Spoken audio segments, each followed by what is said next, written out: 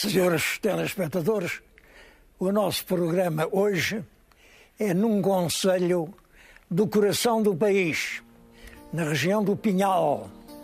É o concelho de Figueiró dos Vinhos. Este concelho tem uma história curiosa e invulgar. Teve foral em 1204. Aqui uma terra muito perto do Arega teve foral em 1201, ambos dados por um filho de Dom Afonso Henriques, um Pedro Afonso. Bom, isso explica a história. Como sabem, a grande maioria dos forais eram dados pelo rei. E a terra que tinha foral também tinha senhor. Havia um senhor que dava o foral e que tinha certos direitos. Só que esses direitos, quando o senhor era o rei, eram direitos distantes, vagos. Não? Ou passo quando o senhor era um particular, e neste caso eram os descendentes do Pedro Afonso, havia constantes fricções entre o direito do senhor e o direito do foral, e o direito da comunidade organizada, o direito dos vizinhos. Houve vários conflitos aqui, no século XIV e XV, e no princípio do século XVI. Os vizinhos resolvem, os vizinhos ou os representantes deles, não sei, resolvem fazer uma torre com ameias, uma torre com capacidade militar, uma torre com como emblema da soberania do concelho.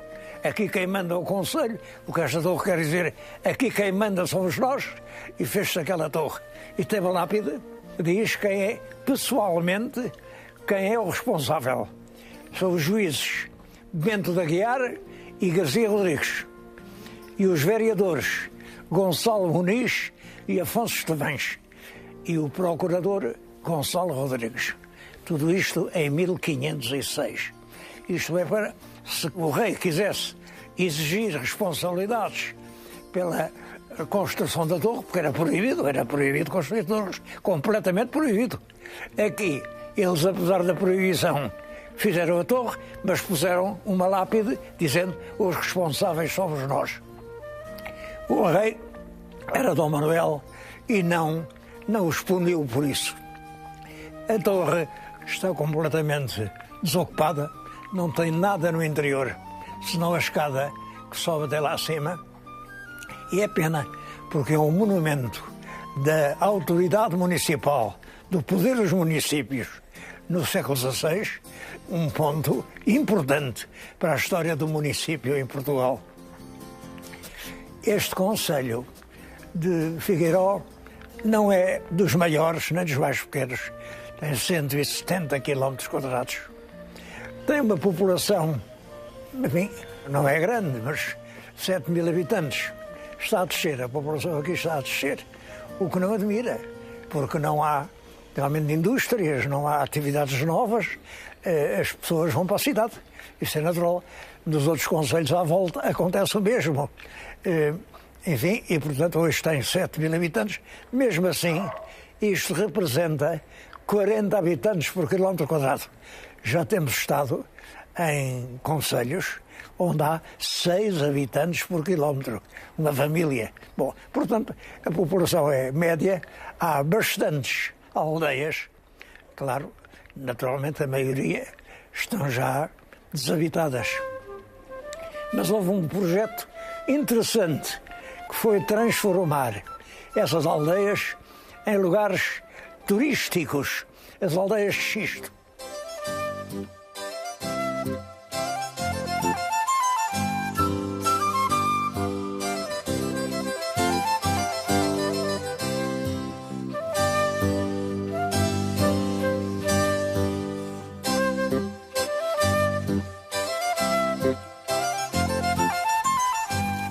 Um dos monumentos mais significativos aqui de Figueiró dos Vinhos são as ruínas da ferraria da Foz do Alves. O Alves é uma ribeira, a Ribeira de Alves, São Avila, é uma ribeira que atravessa o concelho e vai desaguar ali, a poucos metros daqui, no Rio Zézer. É um sítio servido quer por esta ribeira, quer pelo Rio Zézer. E era, portanto, um sítio bom para fazer uma ferraria, porque no século XVII não havia estradas, os caminhos naturais eram os rios e o minério, há aqui várias jazidas de ferro, era trazido pelo rio até à ferraria. A ferraria nasceu no século XVII, durante a Guerra Peninsular, na Guerra com Castela. Eram precisas bolas, eram precisos canhões, enfim, e aqui fizeram-se muitas das armas que nos ajudaram a ganhar essa guerra. Bom, mas a guerra acabou, as ferrarias continuaram e o Marquês de Pombal entendeu que já não eram precisas para nada, pois não havia guerra, para que eram precisos canhões, e mandou fechar isto. Bom, isto ser fechado durante cerca de 50 anos, mas depois um grande brasileiro, português, nessa altura era português, José Bonifácio de Andrade e Silva, professor da Universidade de Coimbra, professor de metalurgia, uma cadeira que foi criada especialmente para ele. Numa altura em que não se falava de metais, ele foi professor de metalurgia. E ele disse, bom, o ferro já não é preciso para os canhões, mas com a aproximação da Revolução Industrial das construções, o ferro é cada vez mais necessário. Nessa altura o ferro estava a substituir a madeira. A madeira antes foi antecessora do ferro. Nas estruturas das construções civis, o ferro estava a ter um papel cada vez mais importante. E ele disse, bom, é muito importante restaurar esta fábrica e voltar aqui a fazer ferro para a construção civil e para o progresso que aí vem. Realmente reconstruiu a fábrica, que trabalhou, de tudo o que ele fez, só conheço um vestígio, que é um cruzeiro de ferro que está ali em Figueiró, com 3 metros de altura, pôs ali exatamente para mostrar o que se fazia nesta fábrica. Claro, além do cruzeiro, fazia-se muito ferro para a indústria, muito ferro para a construção civil, e isto durou até que o José Bonifácio cá esteve. Este José Bonifácio é uma grande figura da história nacional e uma grande figura da história do Brasil. José Bonifácio de Andrade e Silva nasceu no Brasil, em Santos, mas nessa altura não havia universidade no Brasil. E os estudantes brasileiros que queriam um curso superior tinham que vir a Coimbra. José Bonifácio veio a Coimbra, tirou os cursos de filosofia e de matemática, e depois a rainha deu-lhe uma bolsa para ele estudar na Europa. Esteve em França, Itália, na Inglaterra, na Alemanha. Era a aurora da Revolução Industrial. Voltou a Portugal, foi nomeado lente de metalurgia na Universidade de Coimbra, foi nomeado intendente-geral das minas e metais de todo o reino. Era um homem muito respeitado, foi secretário-geral da Academia das Ciências de Lisboa. Não se sabe bem por que motivo é que em 1819, portanto antes da Revolução Liberal, ele saiu de Portugal e voltou ao Brasil. Parece que ele, apesar de já não ser muito novo, ainda tinha umas aventuras galantes e que houve uma que o comprometeu e que o obrigou a sair do país. Não sei se isto é verdade. Sei que quando chegou ao Brasil, em 1819, dá-se aqui em Portugal a Revolução Liberal, ele é um dos deputados das Constituintes. José Bonifácio e os irmãos vigorosamente defenderam os direitos do Brasil à independência e romperam com os Constituintes. Chegaram ao Brasil e depois tomaram um papel muito importante na independência, ao ponto de que chamam no Brasil o patriarca da independência. Foi ministro dos estrangeiros, foi ministro do reino, foi tutor do filho do imperador, futuro Dom Pedro II, enfim, foi a grande figura mental que presidiu à política brasileira durante os primeiros anos da independência. Quando morreu, foi venerado como um santo. É um grande vulto da independência do Brasil, um grande vulto do progresso material de Portugal, e o que hoje resta dele são aqueles tristes muros que além estamos a ver. Quando eu estive aqui há 10 anos, via-se mais, porque via-se ainda a casa do administrador, mas de onde não para cá. Construíram esta ponte, a Ponte Nova, que está ali, e a constação da ponte caiu exatamente sobre uma parte das ruínas que desapareceram. Isto quer dizer que a importância da ferraria da Foz do Ales não tem sido compreendida pelos nossos poderes. Isto está pouco a pouco a desaparecer e por este caminho, em breve, nada nos recorda aqui essa intervenção do patriarca da independência brasileira.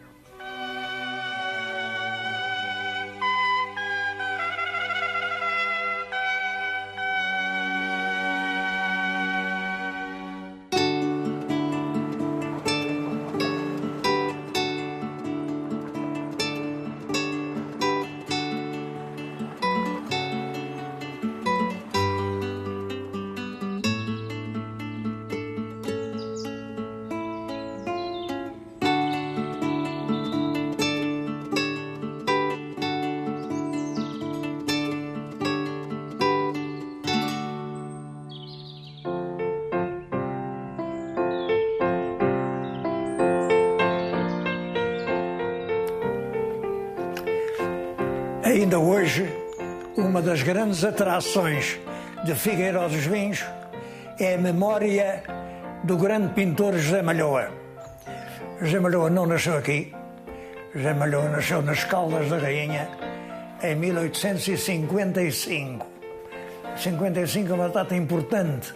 É a seguir à geração quando se está a pensar nos primeiros comboios. E é curioso, tenho aqui um álbum dele, justamente a passagem do comboio. Representa 6 crianças cheias de alegria, a agitar os bonés, porque passa o comboio. A passagem do comboio era uma festa. José Malhoa vive nas Caldas e ali por 70, 80, um amigo, o Henrique Pinto, que era daqui, trouxe-me até cá para ver esta paisagem. Ele ficou deslumbrado com a luz que aqui havia. É claro, eu hoje não lhes posso mostrar essa luz, porque vim aqui em dezembro. E ele não gostava de estar cá em dezembro. Ele vivia em Lisboa, numa casa que é hoje a Casa Museu Anastácio Gonçalves, e vinha para aqui, assim, aos primeiros clarões da primavera. Março, abril, e ele estava aqui. Ficava aqui fechado, a pintar, a trabalhar, a passear pelos campos.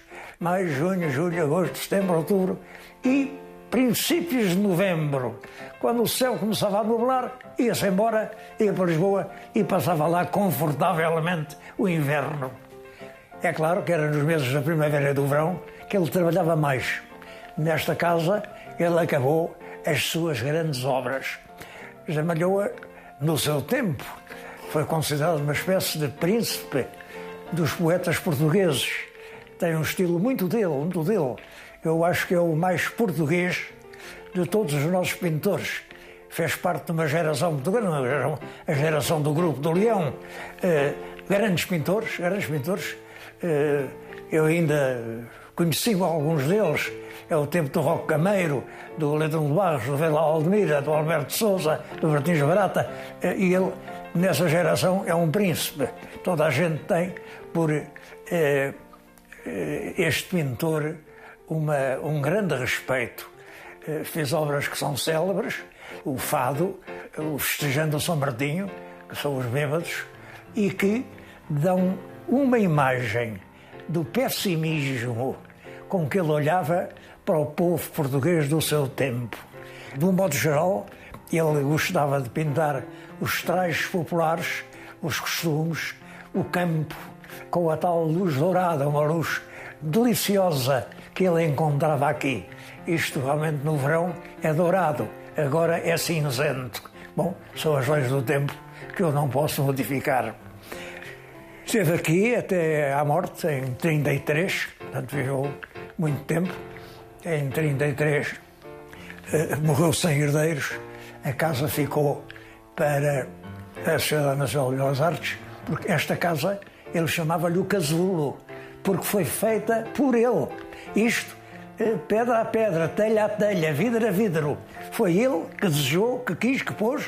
Portanto, ele considerava isto como um casulo. Como sabem, o casulo é feito pelo bicho da seda com a sua própria baba.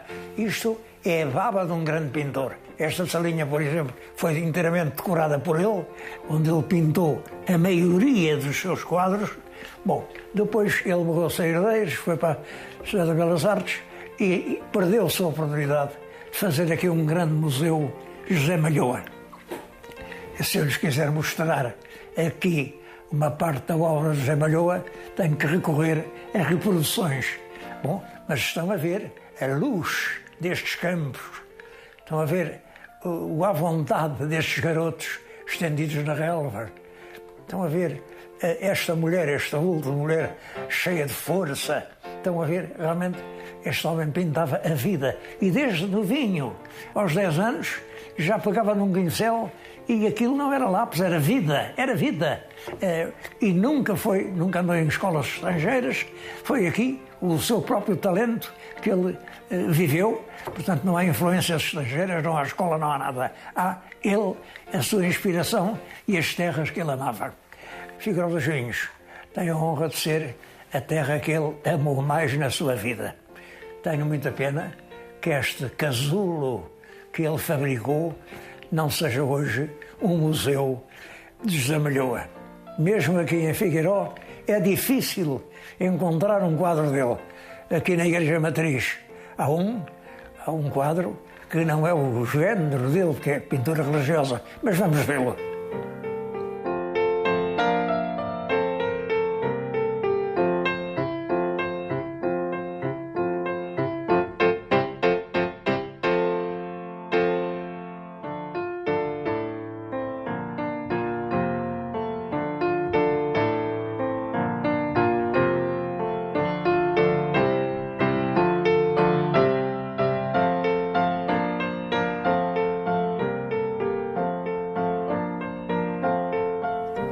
Esta Igreja Matriz é o único monumento nacional do concelho.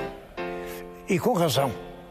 O edifício de 3 naves era enorme, é do fim do século XVI, o que mostra, nessa altura, a terra tem, é opulenta, tem riqueza, uma riqueza que vem da agricultura, da introdução da batata, da venda do azeite, de muita gente de fora, de imigração, e a verdade é que fizeram um grande templo.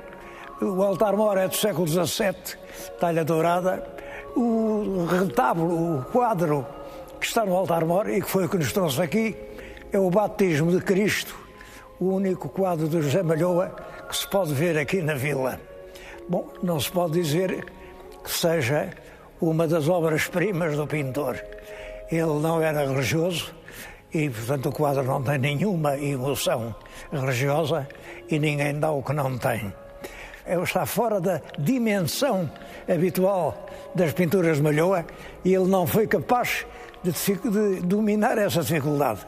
O quadro é preenchido em metade por um céu luminoso, mas esse céu luminoso provoca a sombra do primeiro plano, que mal se vê.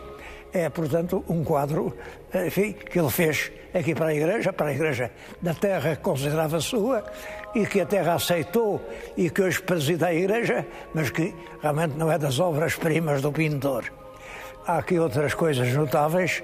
Há, por exemplo, um Cristo do escultor Simões de Almeida, que o esculpiu e depois o mestre Malhoa pintou e que realmente é, portanto, a única obra de colaboração entre os dois grandes artistas, porque Simões de Almeida era daqui e houve uma grande amizade entre ele e mestre José Malhoa.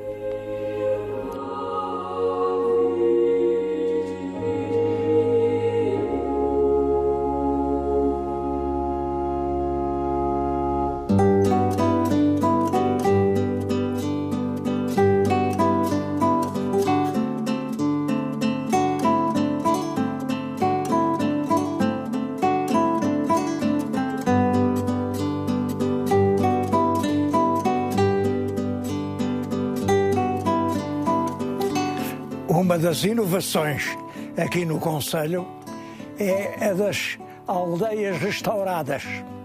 É claro que havia muitas aldeias, a maior parte delas foram ficando cada vez menos povoadas, porque as aldeias viviam de pequenas glebas de terra, de agricultura, que deixou de ser compensadora, ao passo que as exigências, as necessidades dos aldeões eram cada vez maiores. Hoje, um homem de uma aldeia ou de uma cidade precisa de serviços de saúde, de serviços de educação, de serviços de burocracia, de serviços de transportes, e a aldeia não está preparada para dar nada disso, nada disso. Isso encontra-se na vila. Portanto, pouco a pouco, as pessoas foram saindo das aldeias, concentraram-se nas vilas, as aldeias ficaram desertas e começaram a morrer, a cair. Há imensas aldeias cobertas de ruínas. Bom, todavia as aldeias têm um encanto, o encanto pitoresco, o encanto da paisagem, da natureza. Bom, e aqui surgiu esta ideia: restaurar as casas, segundo a sua linha antiga, dar-lhes o conforto, as casas de banho, a água canalizada, enfim, uma coisa que se possa viver, e fazer delas lugares turísticos. Estou agora na aldeia do Casal de São Simão, aqui no concelho de Figueiró dos Vinhos, que agora, nesta altura, tem, parece que 5 habitantes, mas no sábado e sobretudo aos domingos vem gente de Leiria, vem gente de Coimbra, vem gente de Ancião, vem gente de Lisboa. Tem aqui uma casinha, isto dá-lhes, enfim, um conforto e uma ideia de invasão da cidade que realmente é uma alegria. E a aldeia está a renascer. Hoje o Casal de São Simão é uma atração turística. Sei que noutros concelhos também há esta tendência a chamar aldeias do xisto, porque a pedra predominante aqui é o xisto, mas são realmente velhas aldeias, não é restauradas, é ressuscitadas. Oxalá que este movimento continue e que as aldeias ressuscitadas sejam cada vez mais numerosas.